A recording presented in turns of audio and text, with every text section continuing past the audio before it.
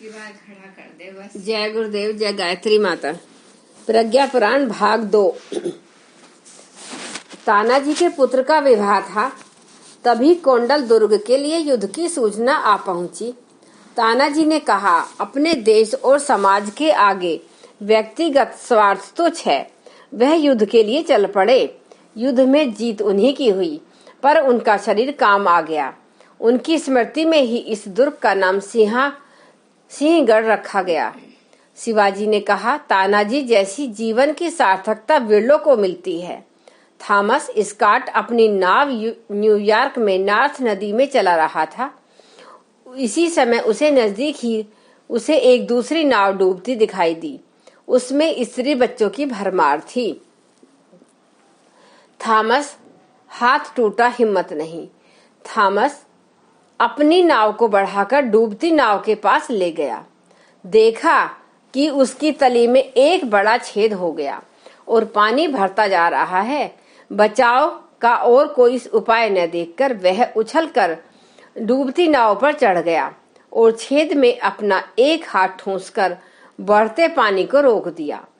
किसी प्रकार नाव किनारे लगी और उस पर चढ़ी सवारियां बच गईं। थॉमस का एक हाथ हिमवत ठंडे जल के कारण क्षतिग्रस्त हो पूरी तरह टूट गया।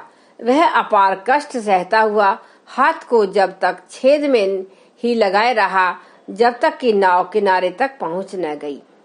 राजा दिलीप और सिंह। राजा दिलीप उन दिनों गुरु वशिष्ठ के आश्रम में रह रहे थे। उन्हें विश्राम की गाय चराने का काम सौंपा गया। आश्रम की गाय चराने का काम सौंपा गया। वे उस छोटे काम को बड़ा भी मानते और तत्परता पूर्वक सौंपी जिम्मेदारी निभाते। एक दिन एक सिंह ने गुरु की नंदिनी गाय को दबोच लिया। राजा के धनुष बाण काम नहीं आए। अब क्या किया जाए? गुरु की सौंपी जिम्मेदारी कैसे निभे?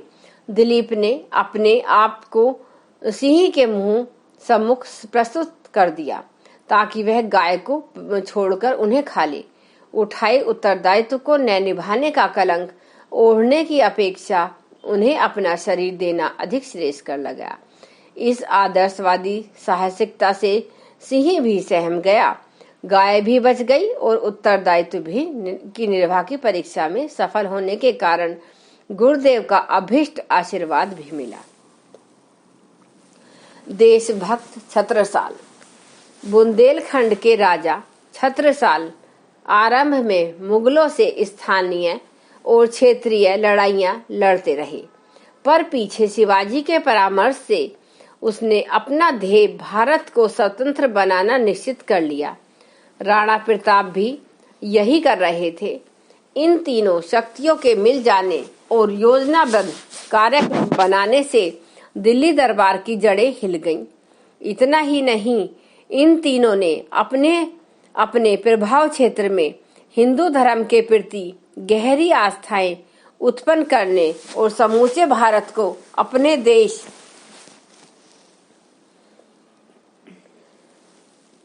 समझने की भावना को पूरी तरह उभारा। छत्रसाल अच्छे कवि भी थे। उनका व्यक्तिगत चरित्र अन्य सामंतों जैसा नहीं था।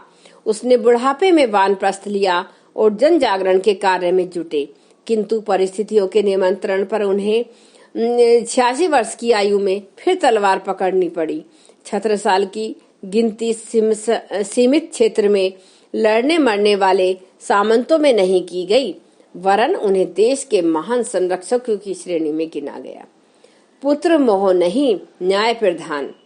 अंग्रेजी जमाने में बैजनाथ एक बड़े ही न्यायनिष्ठ जज हुए।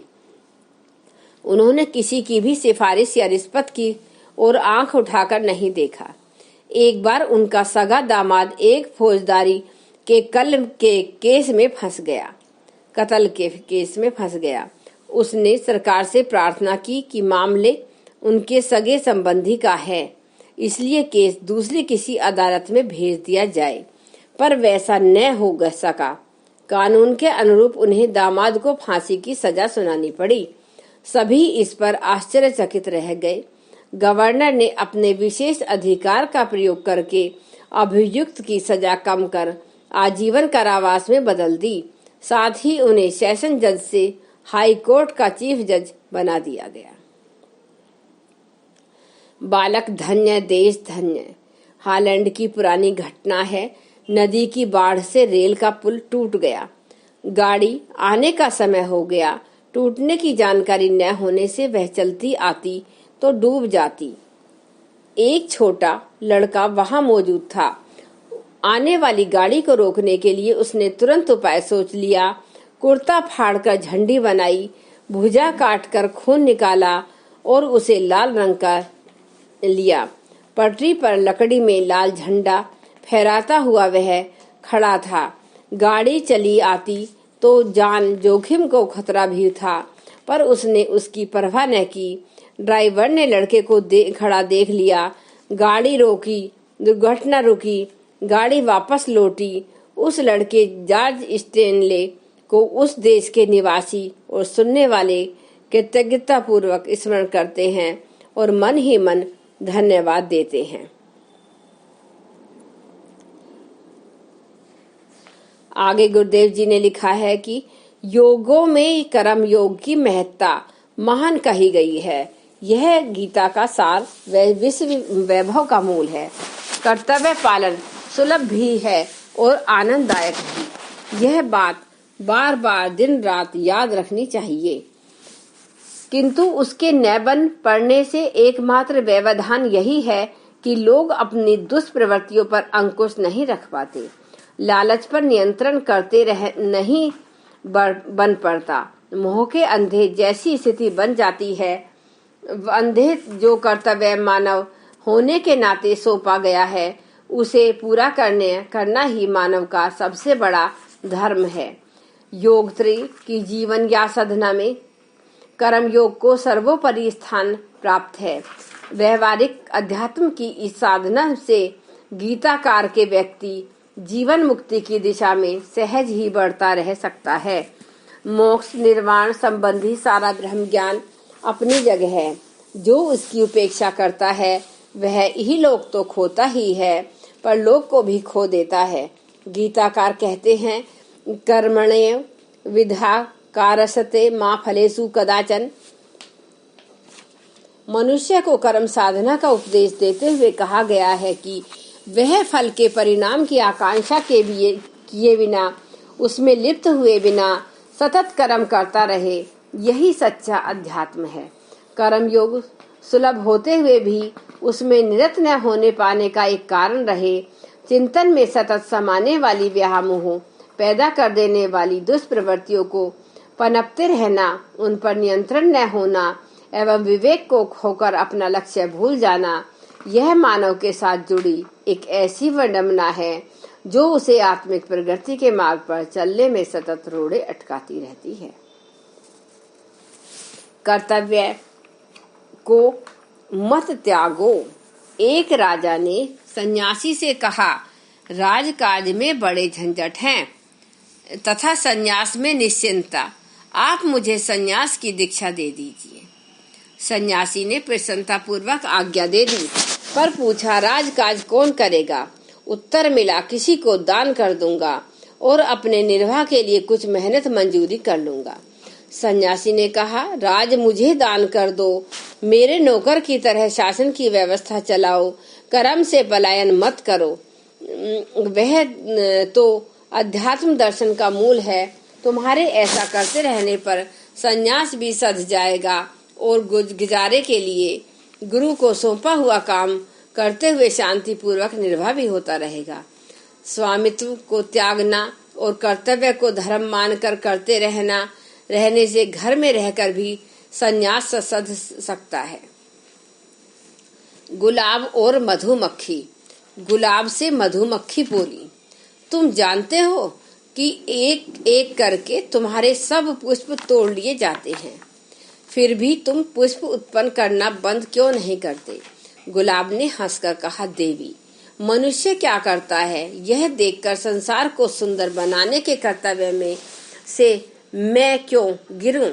फिर तुम जैसे मधु संचय करने वाली की मदद भी तो करनी है। बहन, फूल टूटने का दुख कम है, दूसरों को प्रसन्नता बांटने का संतोष अधिक है। कर्म योग सर्वसुलभ।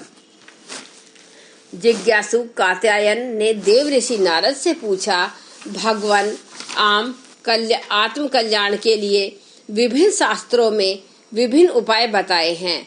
गुरुजन भी अपनी अपनी मति के अनुसार कितने ही साधन विधानों के महत्व बताते हैं। जब तप, त्याग, वैराग्य, योग, ज्ञान, स्वाध्याय, तीर्थ, व्रत, ध्यान, धारणा, समाधि आदि के अनेक उपायों में सभी को कर सकना एक के लिए संभव नहीं। फिर सामान्य जन यह भी निर्णय नहीं कर सकते कि इनमें से किसे चुना जाए। कृपया आप ही मेरी समाधान करें।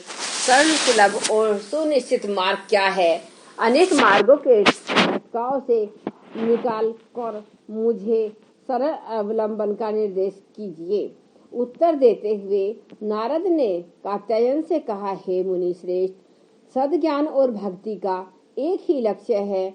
मनुष्य सत्कर्मों में प्रवृत्त हो, स्वयं संयमी रहे, अपनी सामर्थ्य को गिरों को उठाने और ऊँटों को उछालने में नियोजित करे। सतव्रतियां ही सच्ची देवियां हैं, जिन्हें जो जितनी श्रद्धा के साथ सींचता है वह उतनी ही विभूतियां अर्जित करता है। आत्म कल्याण और विश्व कल्याण की समन्वित साधना करने के लिए परोपकारतः रहना ही श्रेष्ठ है। स्कंद पुराण के इस वार्ता प्रसंग में कात्यायन की तरह अन्य जिज्ञासुओं का भी समाधान विद्यमान है। जय गुरुदेव, जय गायत्री। एक बार गायत्री मंत्र हमारे साथ साथ। ओम भूर्भुवः स्वः तत्सवितुर्वरेण्यं भर्गो देवस्य धीमहि धियो यो न प्रचोदयात्। जय गुरुदेव, जय गायत्री माता।